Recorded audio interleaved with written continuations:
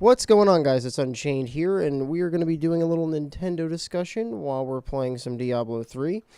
I read an article a day ago talking about another new model of the Nintendo 3DS, and it kind of blew my mind on a number of levels. Now, these days it's kind of depressing because handhelds are kind of ignored because of the use of phones and everything. Like, people could essentially just play high quality games on their cell phones. You really don't need to have a handheld game console. When I was younger, that was big for me. I used to go to restaurants with my parents all the time and go on car rides and vacations and play on the bus on the way to school. I had a lot of use for my PSP and my Game Boy Color and all stuff like that. And my Game Gear, now that I think about it, that was in existence back then.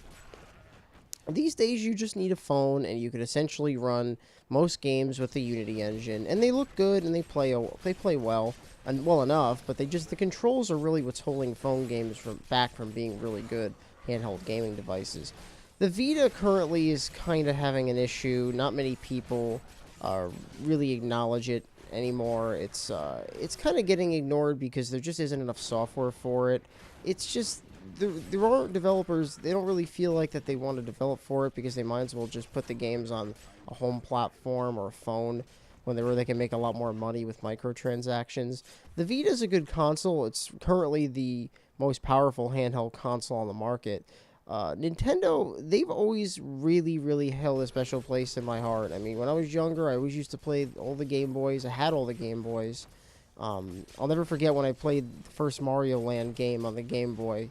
And then when I first saw how colorful games were, when you got the Game Boy Color, then the Game Boy Advance came out, and you're like, oh, look at these cool little cartridges! I can't wait to put games in my console and check out the new advancements and stuff. And you see that Game Boy Advance logo pop up. It was just so cool.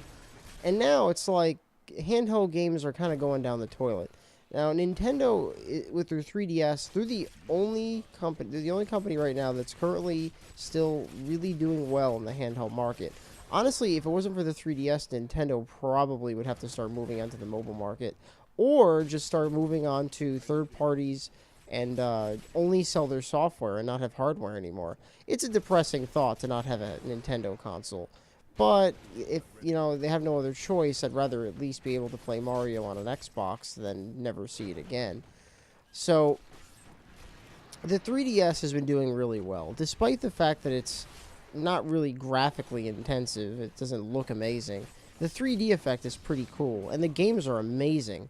Like the new Zelda game they just had, Link Between Worlds, that was such a good game. They got the new Mario Brothers series, Luigi's Mansion, Mario Kart 7. They have so many games. I can't even count all of them on the 3DS that are really good.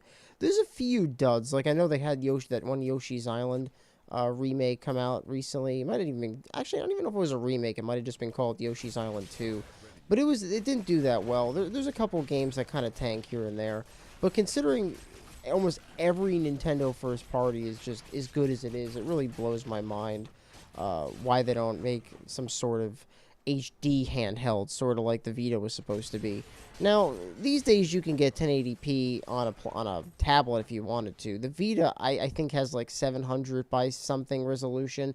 It's kind of an unusual res. It's not high res, that's for sure. The 3DS, if anything, looks blurry by comparison. But the reason I wanted to make this video before I start ranting and stuttering my way to victory, because I can't play and talk at the same time, clearly, I really wanted to talk about the new 3DS model that Nintendo just announced. It gets me excited, but at the same time it gets me a little confused. Now, first, let me tell you why it gets me excited. It's exciting because it maintains the same concept that the 3DS is. I think it's like a 4-inch larger screen. They're moving the cartridge slot from the top to the bottom, on the bottom left. They're adding a second analog stick, but it's actually just it's a very small analog stick. It's sort of like when you have a laptop that has that built-in button in the center of the keyboard that acts as a mouse. It sort of looks like that. I can't imagine that being accurate for shooters or for moving a camera in a third-person adventure game. They tried to do it to replace the peripheral of having that second circle pad. I think it might be called the Circle Pad Pro. But the fact of the matter is, it's an upgraded platform that apparently has an upgraded CPU and slightly better 3D effect, and it's got a few new shoulder buttons, plus the other enhancements that I announced. So they're charging $150 for it, which naturally, it's really not that much money, but it makes me wonder. The 3DS has been out for years now. What are people going to do? Just go and sell their consoles and buy this one? Like, what would be the point? Well, I know I wouldn't, but I heard that the new Xenoblade Chronicles that's coming out for the 3DS is actually exclusive to this HD update, and that blows my mind on so many levels. Like, they're releasing an updated version of the console. Now, granted, it looks exactly the same. It's just got new buttons, a few new like tweaks and enhancements, and now they're making games exclusive to that. Is this like their answer to keep the 3DS alive through another generation? Why don't they just release a brand new handheld? Somewhere in this video, I'm going to try to put a picture in so you guys can see what I'm talking about. It looks good. Like, it's a really nice update, but they didn't talk about any sort of Western release or any upgrade program.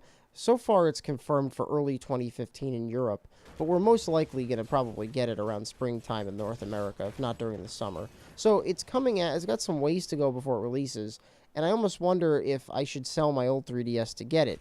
Now, I looked on GameStop's website, and I noticed that they're actually going to be taking $85, whether you're a Power Pro member or not, for the 3DS XL. That's the one I have. I'm not sure what you'd get for the standard model, but for the XL, you'll get $85 store credit, which essentially shaves off more than half the value of the new 3DS. So I may trade in my console and get that updated one, because I know when I bought my 3DS XL, it was already pre-owned, and it kind of had that, like, cracky plastic sound to it every time I touched it.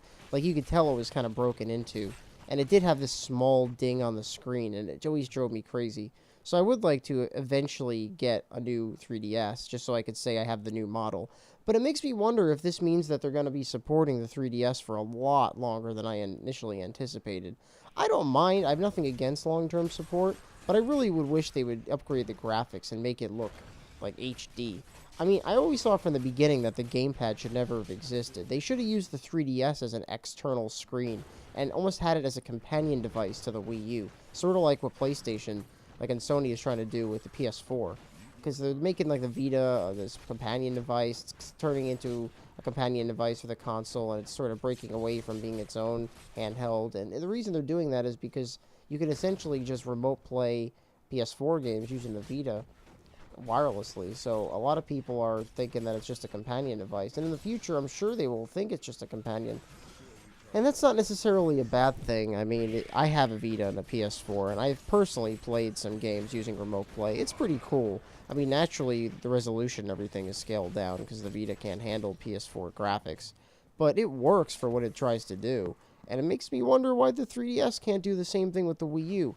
They barely have any sort of handshake going on. I'm pretty sure that they haven't even gotten cross-buy down.